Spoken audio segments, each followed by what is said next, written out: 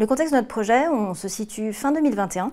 Les équipes travaillent durement sur l'avenir de nos boutiques.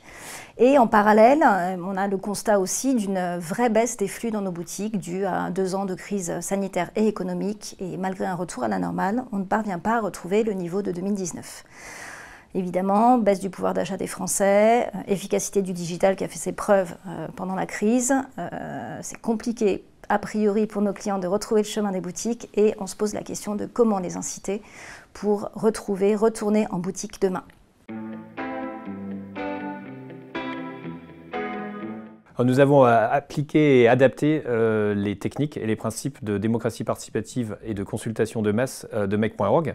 Donc il s'agit de poser une question ouverte, constructive à un maximum de gens pour les engager et pour recueillir leurs idées.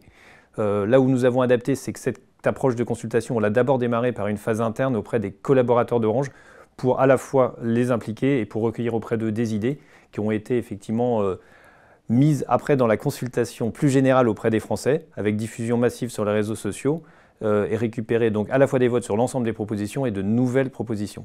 Le tout est analysé par les techniques d'analyse de MEC pour aller plus vite, pour identifier les sujets prioritaires autour de la question posée qui était comment améliorer ou réinventer les boutiques pour avoir envie d'y aller plus demain.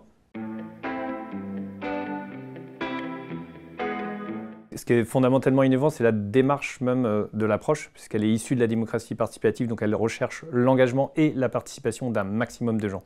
Après, pour justement arriver à cette participation et cet engagement de masse, c'est une expérience qui est très différente. Donc, ce n'est pas un questionnaire, c'est juste une question ouverte. On peut juste voter ou faire des propositions. C'est extrêmement ludique, c'est simple. C'est une question, un vote ou un swipe. C'est vraiment dans l'air du temps et ça maximise la participation, y compris de cibles qu'on n'a pas dans les études classiques d'approche. Des approches classiques d'études. On analyse également, c'est extrêmement puissant puisque malgré la nature massive et ouverte de la consultation, ça permet d'identifier des priorités quantifiées extrêmement rapidement. C'est 8000 répondants, 400 idées suggérées, plus de 100 000 votes. L'analyse de toute cette matière nous a permis d'identifier 21 familles d'attente exprimées par les Français, regroupées chacune en 7 axes stratégiques. De ces familles de sujets et axes stratégiques, on a pu identifier des idées qui faisaient clairement consensus, d'autres qui étaient rejetées, d'autres un petit peu molles, et puis surtout des idées sujettes à controverse, source de grandes discussions en interne.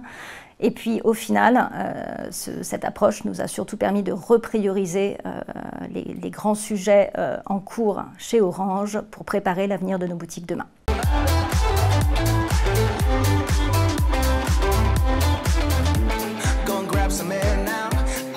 To pick myself up, nothing's wrong with me yet, but maybe this bow tie was too much. I just have